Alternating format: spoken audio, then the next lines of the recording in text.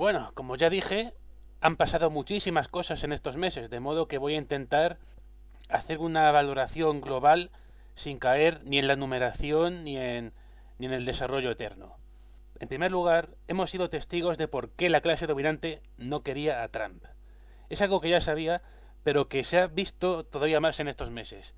La exacerbación brutal de las contradicciones que su administración supone con respecto al bloque occidental y a la propia política interna de Estados Unidos.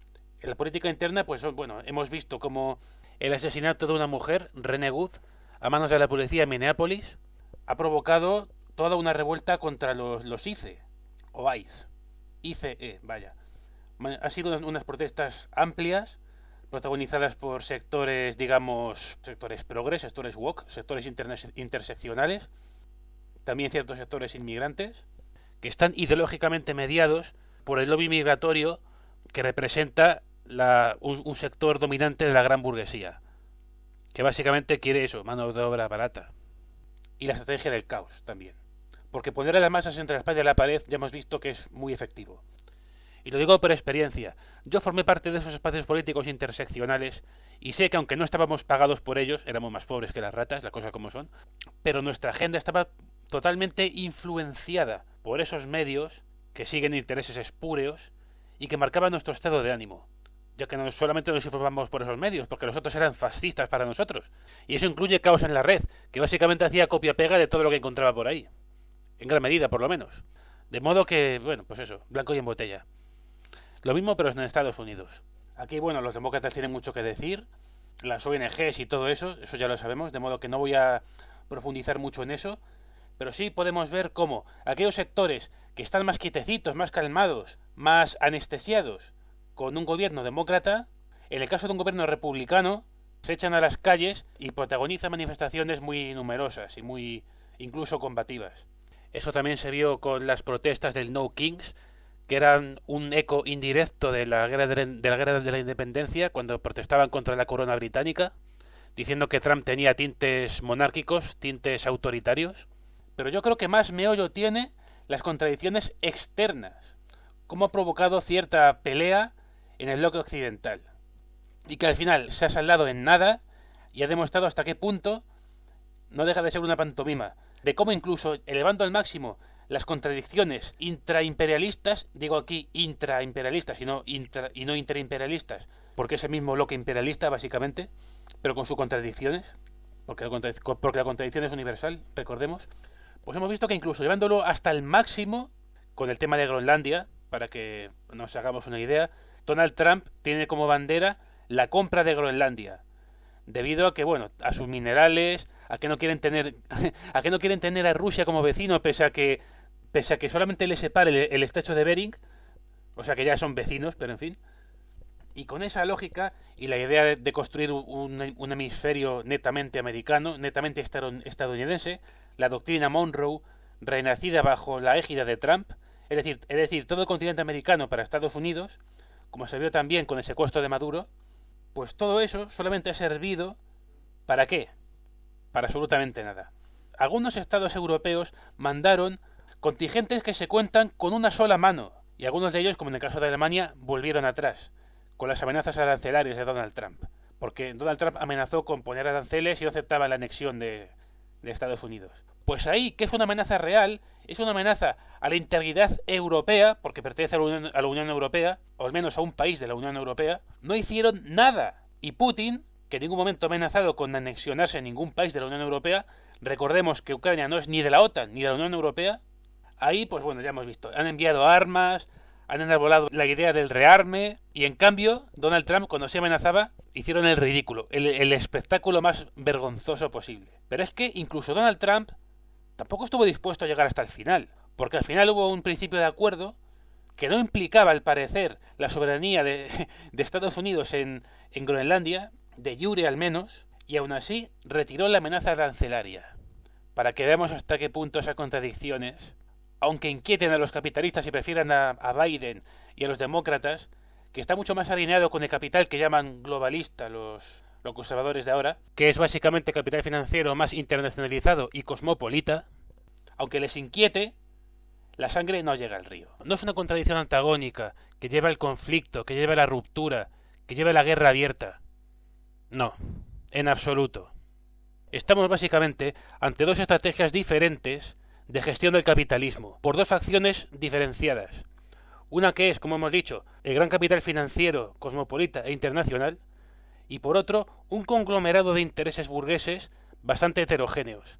Yo hablé antes de burguesía industrialista y soberanista, pero no es del todo cierto. Es un asunto que tenemos que estudiar detenidamente y posiblemente de modo colectivo porque es bastante complejo. Se entrecruzan muchos intereses burgueses, desde la pequeña burguesía y mediana burguesía que se sienten amenazadas por la competencia del gran capital, como también, por ejemplo, sectores como la seguridad privada, como el ladrillo en el caso español, el inmobiliario para conseguir mayores desregulaciones, empresas que dependen también de lo público sin salida en bolsa, como Eulen, ya hemos hablado de ellos. También los agricultores que se vieron perjudicados por tratados como el de Mercosur, por ejemplo, o el comercio con Marruecos, países que tienen reglas mucho más laxas y que por tanto es competencia desleal para ellos, que básicamente hace inviable que puedan seguir produciendo y que por lo tanto les estorban tanto la burocracia de Bruselas como la propia burocracia también de los estados nacionales. Y por lo tanto son permeables a discursos de partidos soberanistas, falsamente soberanistas, mejor dicho, porque como ya dije, Vox es un títere del lobby sionista, pero sí que es cierto que tiene un discurso muy atractivo para ellos. Y también lo que Pedro Sánchez llama los tecnooligarcas, es decir, los magnates de las redes sociales. Ahí estamos ante un nuevo tipo de burguesía, que yo llamé gran burguesía digital, cuando hablé sobre Marina Rivers y su particular visión de la clase obrera, que al menos una parte de ella cuenta con un margen de maniobra amplio, que le da cierta autonomía con respecto al gran capital financiero.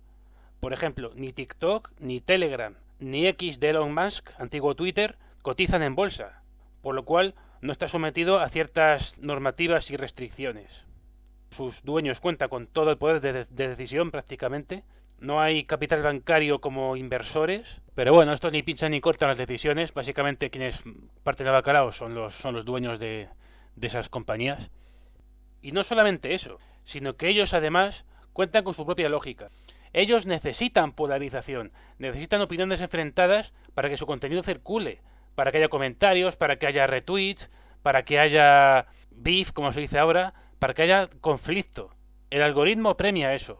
Por eso, bajo esa coyuntura concreta, necesita de estados, necesita de entornos lo menos regulados posibles en cuanto a libertad de expresión.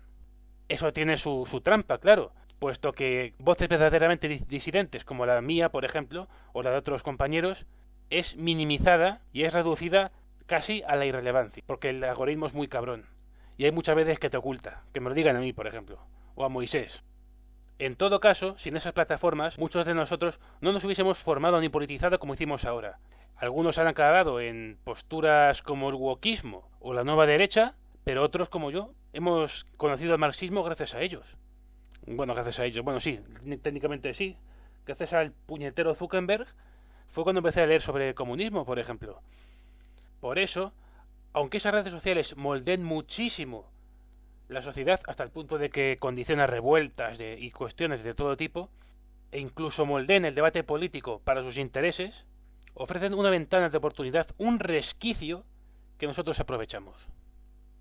Pero claro, eso puede entrar en contradicción con la burguesía tradicional, la burguesía financiera de Bruselas y los estados nacionales concretos. Las redes sociales necesitan desregulación, necesitan un clima político de cierta libertad que les permita actuar. Y eso hace que Pedro Sánchez, bajo la excusa de proteger a la juventud, haya prohibido el acceso a las redes sociales de los menores de 16 años. O que incluso la ministra de Juventud haya opinado que Twitter tiene que prohibirse, porque choca con su monopolio ideológico, choca con sus intereses electorales, con los intereses de su sector político concreto, ya que, por ejemplo, los mensajes antifeministas proliferan mucho ahí, y ellos tienen una casta charocrática, como yo la llamo, que bebe muchísimo de los fondos públicos y de los sillones para seguir manteniendo su modo de vida, por poner un ejemplo. Y es que, en efecto, no es casual que haya tantos jóvenes que hayan derechizado su posición, que tengan ideologías antifeministas, liberales en lo económico, basadas, como se dice ahora.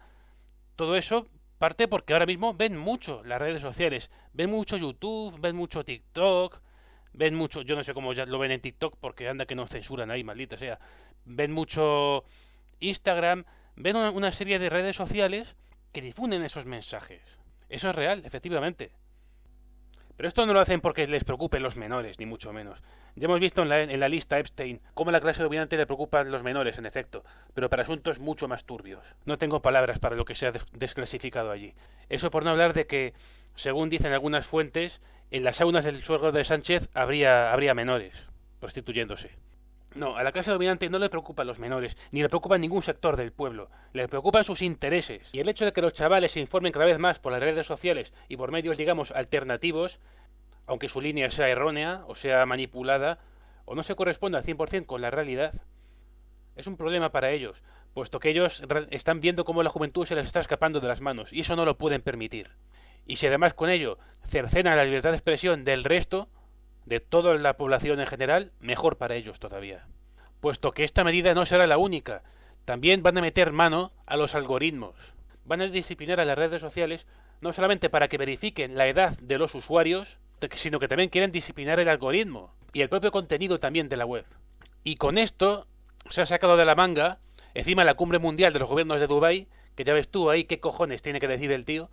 Pero bueno, la cuestión de que justamente fuera de España, fuera de nuestras fronteras, ha dicho que va a crear una herramienta llamada la huella del odio y la polarización, con la cual básicamente van a poner sanciones a las compañías si permiten que ciertos contenidos se difundan. Que ellos mismos, que el gobierno, considere que es de odio y de polarización. Ellos precisamente, que son los mayores polarizadores, te dicen que están en contra de la polarización. Del otro lado, lo que llama Sánchez tecno-oligarcas, tampoco es que sean ningunos santos.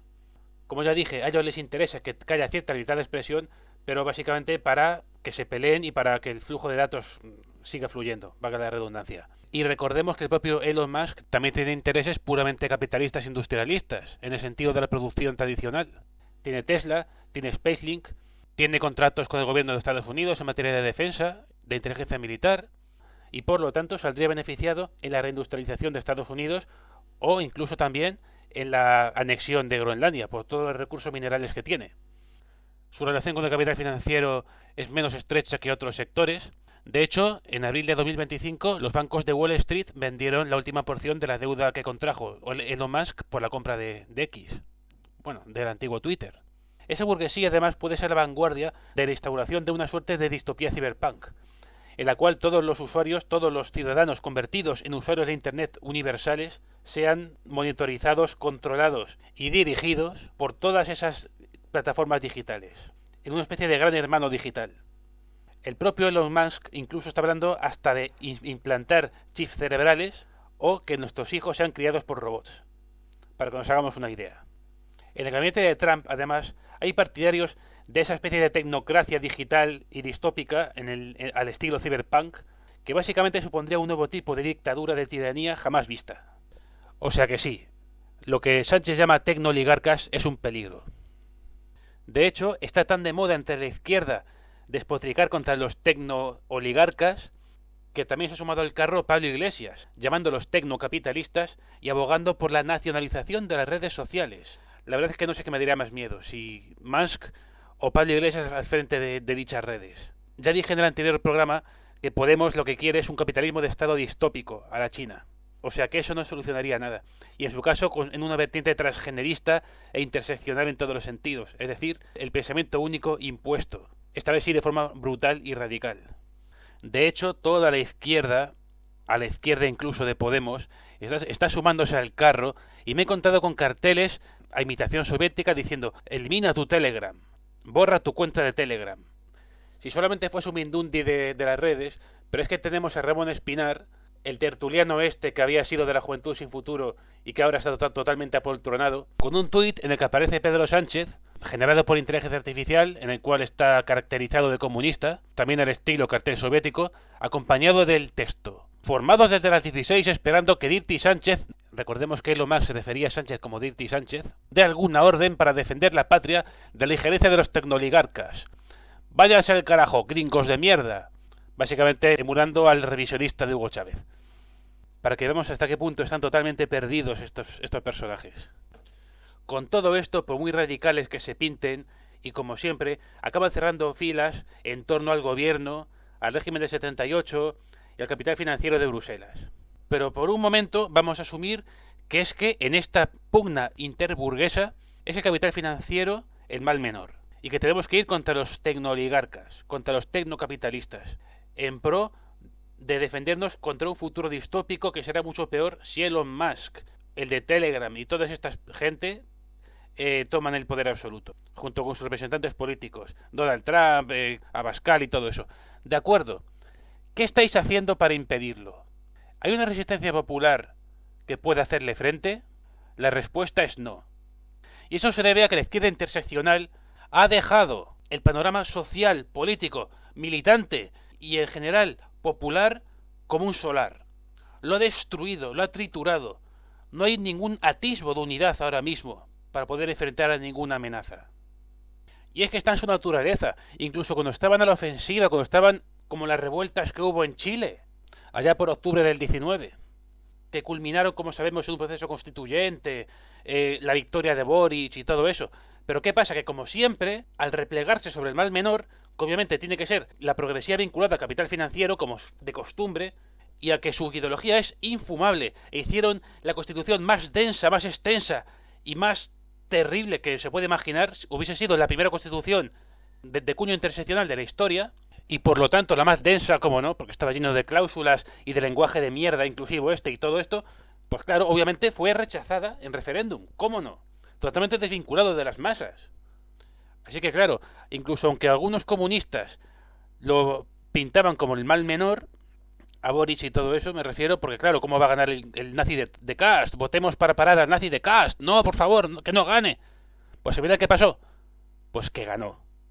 Como de costumbre. Porque es lo único que saben hacer, preparar el terreno para que vengan sus enemigos tan odiados.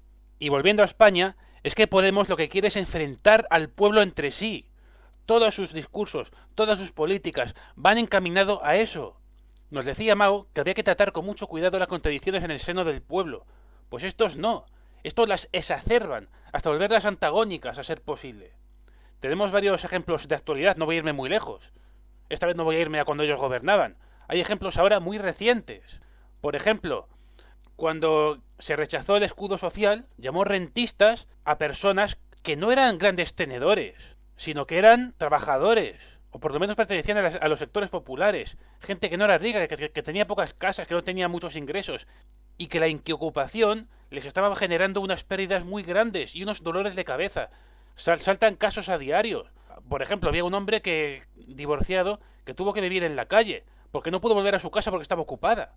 Ahí vemos cómo además la interseccionalidad está participando en la desposesión de la clase obrera, de lo poco que ganó con su esfuerzo durante los años expansivos del capitalismo. Porque ellos, en su relato fantasioso y totalmente distanciado y distorsionado de la realidad, ellos creen, y así lo dicen sus voceros, que los grandes tenedores que acaparan la oferta de alquiler.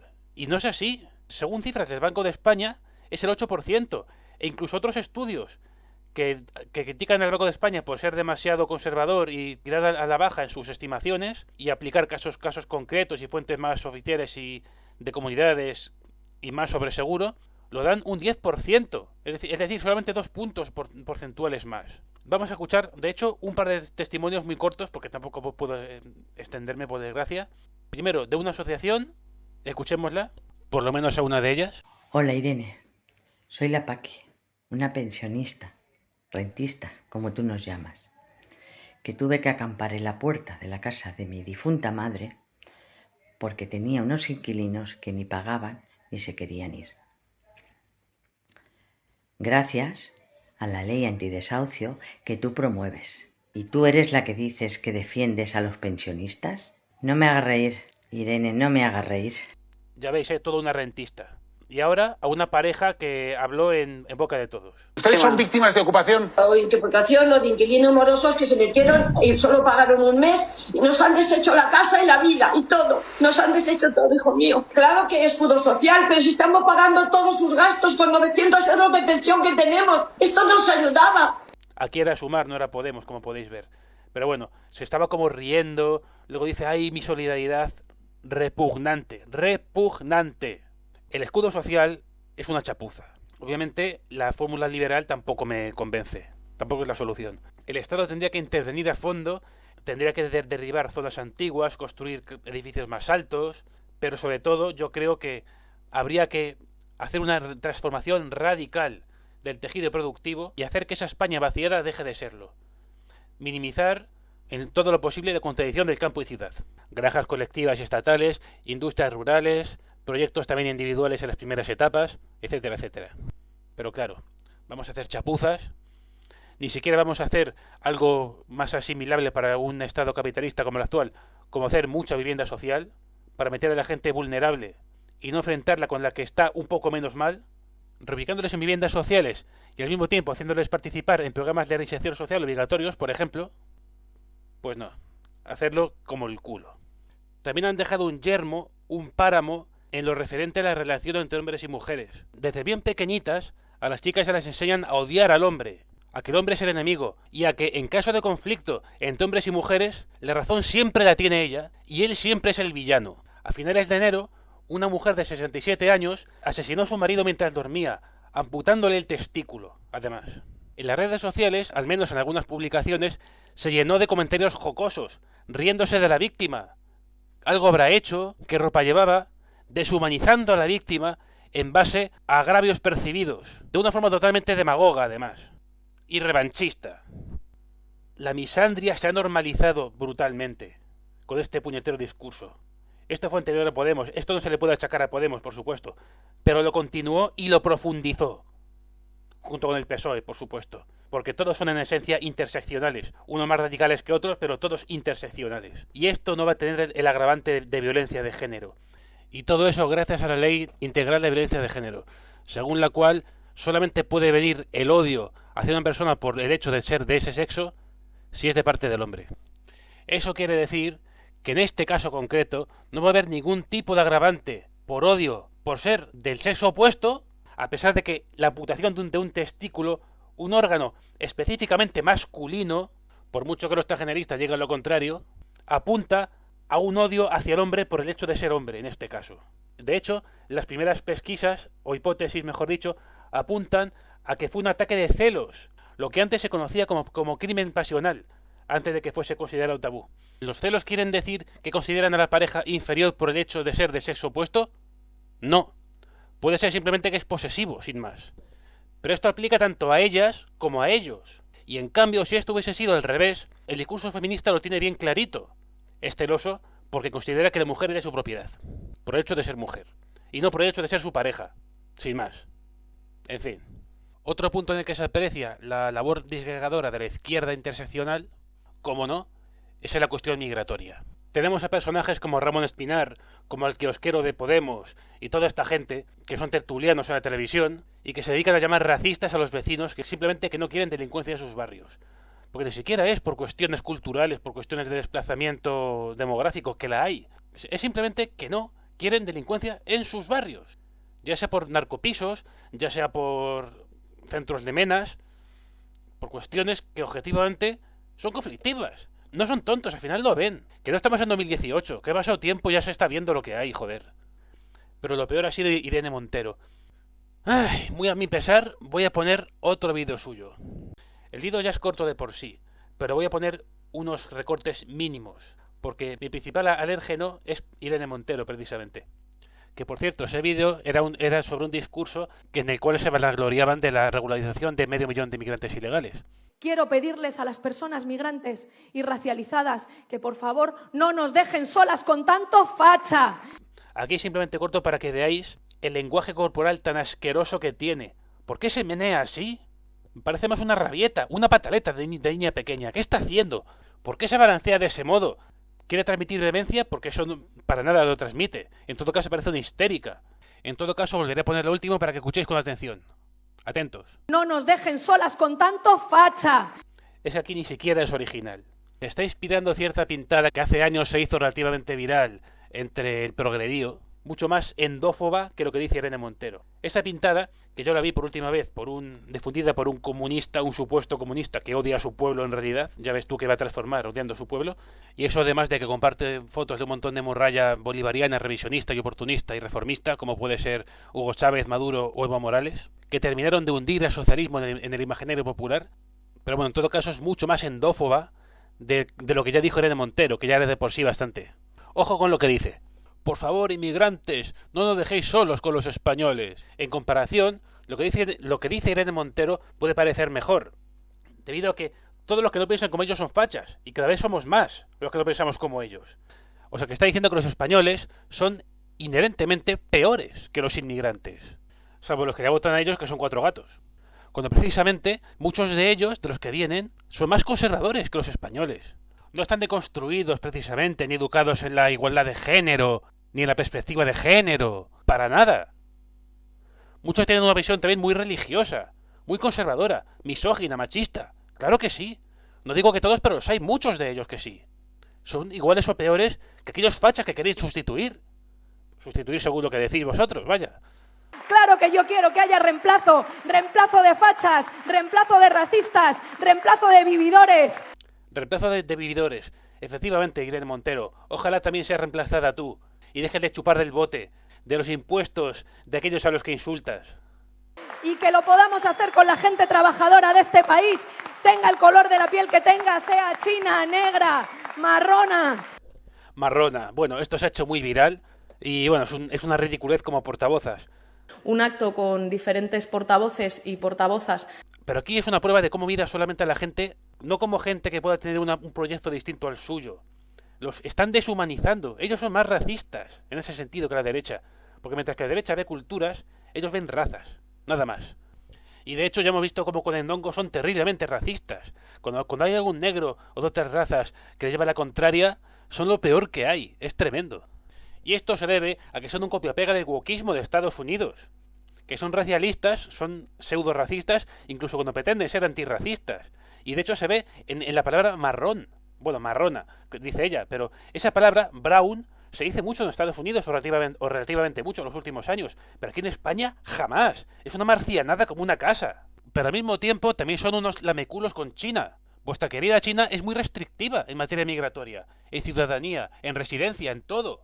Y precisamente, y tomándote la palabra, Irene Montero, porque planifica la economía. China es hoy una potencia mundial gracias a que la política controla y planifica la economía. No lo deja libre arbitrio de la anarquía del mercado. ¿Por qué para vosotros no son fascistas ellos? Pero no, aquí vosotros lo dejéis al laissez-faire liberal para que los barrios obreros se sobresaturen. Y el resultado ya se ve.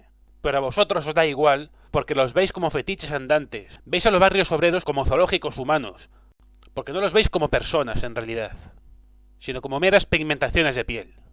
Y no ven los problemas de convivencia, seguridad, cultura, de género también, que ellos que son tan feministas. Nada, no ven nada de eso, porque es que encima son privilegiados. Ellos no viven ahí.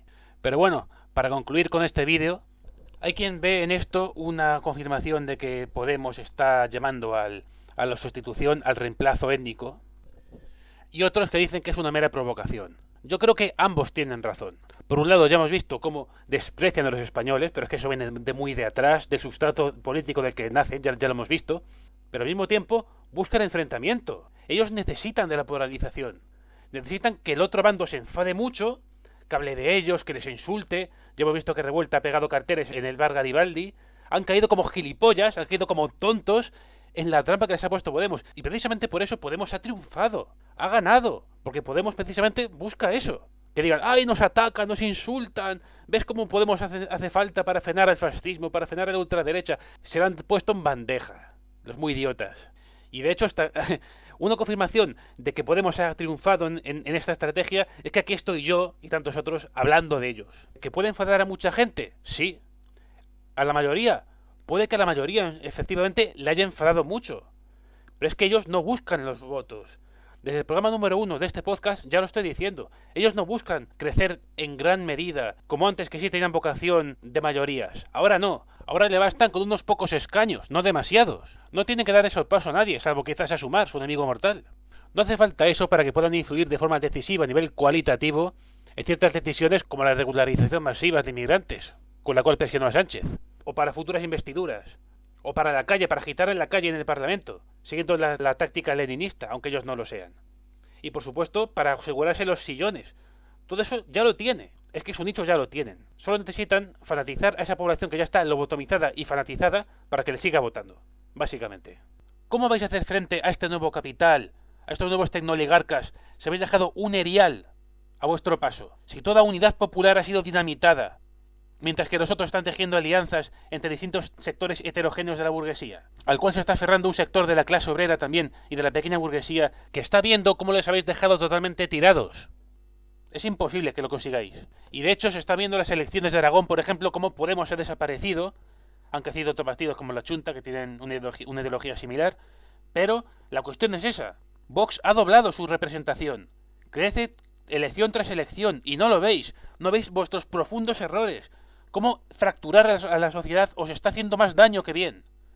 Podemos ha demostrado ser la interseccionalidad sin filtros, la interseccionalidad desatada. Y esto está haciendo que personajes como Rufián están intentando agrupar a una izquierda que sigue siendo interseccional, pero que intentará limar las partes más asustaviejas. ¿Qué es lo que sucede? Que aún así Podemos no estará muerto, porque Podemos ha decidido integrarse y ser motor de la polarización.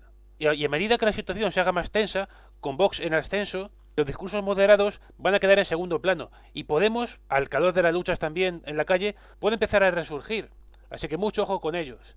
Y de todos modos, aunque eso no suceda, puesto que es verdad que la losa de privilegiados ya la tienen, son parte de la casta política que tanto criticaban, la interseccionalidad, con el Rufián a la cabeza o con quien sea, es igualmente destructora y es un vector de descomposición exactamente igual que los otros. O sea que quedará igual porque el daño seguirá siendo el mismo, en esencia. Y además, como he dicho, ya sea Podemos, sumar, restar, dividir, multiplicar, da igual. 3, 4, 5 escaños, 6, 7, los que sean, son más que suficientes en este Parlamento donde ya el bipartidismo ha dejado de ser lo que era, donde ahora hace falta hasta el último escaño para poder gobernar. Y ahí está el daño que pueden hacer, como ya dije. La dura realidad es que la izquierda está preparando el terreno para una eventual distopía ciberpunk. Ha arrebatado a los trabajadores su arraigo al barrio, a través de la fragmentación identitaria y cultural. Ha creado un sector acrítico y seguidista de lo que digan sus 4 líderes políticos, y profundamente dogmáticos, sectarios e intransigentes. Y censores, por supuesto, y censores. Empezaron con la cancelación de la funa en redes. Ahora que pierden la hegemonía, van a dar el salto al control del algoritmo y a la restricción de edad, e incluso a la censura de redes sociales enteras. Y culminarán, y de hecho ya lo están haciendo, con delitos de opinión concretos, estableciendo así un marco represivo que la derecha seguramente continuará y profundizará.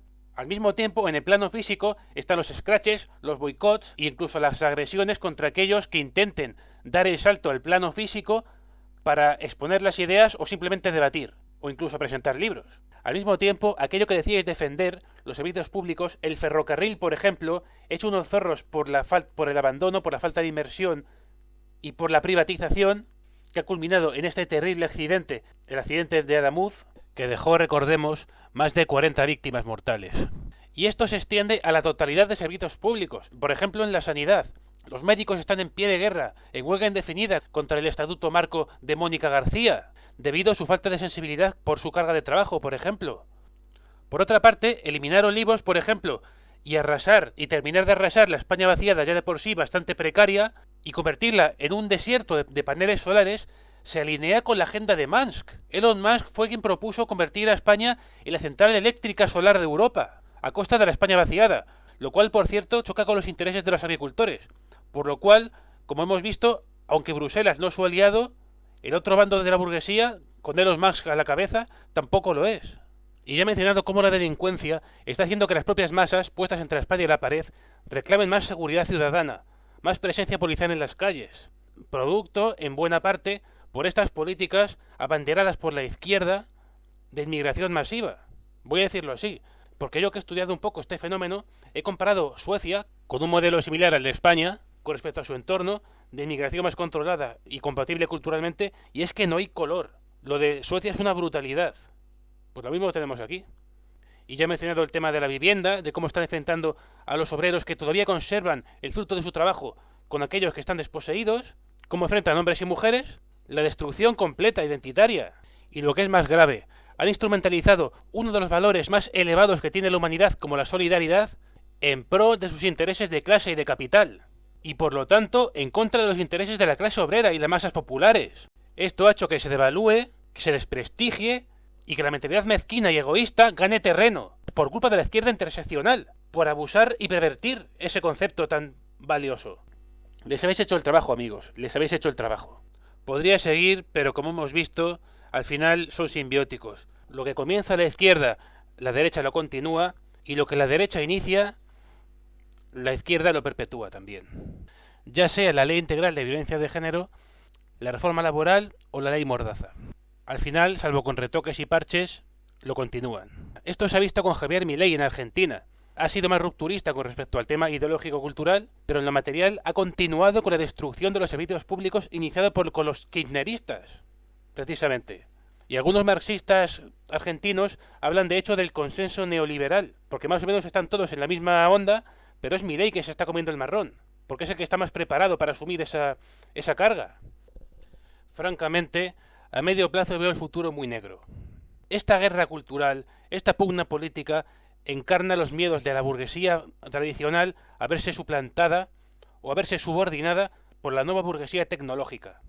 Y el envoltorio es todo lo que estamos viendo, de luchas entre izquierdas y derechas, entre supuesto fascismo y supuesto comunismo, que ninguno de ellos es tal en realidad, pero que nos abocan a una dependencia cada vez mayor del algoritmo, de la inteligencia artificial y de la alienación tecnológica. Y las propias masas lo buscarán, porque la vida real será tan odiosa, tan hostil, tan despiadada, y estaremos tan enfrentados y nos odiaremos tantísimo los unos a los otros, que lo veremos como un refugio. Pero a corto plazo lo que tenemos es una escalada censora y autoritaria a la que tenemos que enfrentarnos. Porque al final, en último término, seguramente las peleas entre estos capitales terminarán en un nuevo equilibrio, en un reequilibrio del capitalismo mundial. Ya estamos viendo cómo los fondos de inversión y los bancos tradicionales están empezando a meter mano en el mundo de las criptomonedas, por ejemplo. Ya lo vimos al comenzar este editorial. Algo tan serio como la amenaza territorial a un país, a su integridad territorial, se saldó primero con el envío de 4 militares de mierda y al final con un pacto entre las partes sin ningún tipo de violencia de por medio, porque era una contradicción no antagónica. Pues igual con esto yo creo. Lo que sí tenemos por delante nosotros como pueblo es enfrentarnos a este estado de cosas, es enfrentarnos a este recorte en la libertad de expresión, a esta amenaza de censura que tenemos encima. Y es precisamente por eso, por lo cual yo insistía, y el tiempo lo está confirmando, ya veis cuánto tiempo, 2 meses, pero él está confirmando que necesitamos un gran frente, lo más amplio posible y heterogéneo, por la libertad de expresión y de reunión. Probablemente nos llamen palmeros de los tecnooligarcas, a pesar de que ellos sean sus principales cómplices, de que les hayan sembrado el terreno para su dominio. Pero lo que es cierto es que las redes sociales abren una ventana de oportunidad, un resquicio que tenemos que aprovechar para expresar nuestras opiniones disidentes, por muy tramposo que sean los algoritmos y la censura de las propias redes, que las tienen. Pero sin ellas, por ejemplo, yo no hubiese pensado como pienso ahora, porque ahí me politicé, y mucha gente se politizó. Sin ellas seguiríamos creyendo toda la verdad oficial de la OTAN, sobre Libia, sobre Afganistán, sobre Yugoslavia, pero gracias a esos medios alternativos hemos conseguido tener una opinión diferente y contrahegemónica. Y esa línea contrahegemónica no la pueden cortar, tenemos que oponernos. Lenin ya vio cómo el Parlamento puede ser una trampa si la actividad política se queda restringida a eso. Lo mismo sucede con las redes. Restringiéndose a las redes, a un entorno que no es el nuestro, que no controlamos, es un grave error. Aunque es cierto que el mundo real tampoco lo controlamos porque está hegemonizado por la izquierda interseccional. Por eso es tan importante un frente, un gran frente lo más amplio posible, por la libertad de expresión y de reunión, que a su vez ha de cristalizar, y lo repito por enésima vez, en la lucha por una democracia popular y soberana.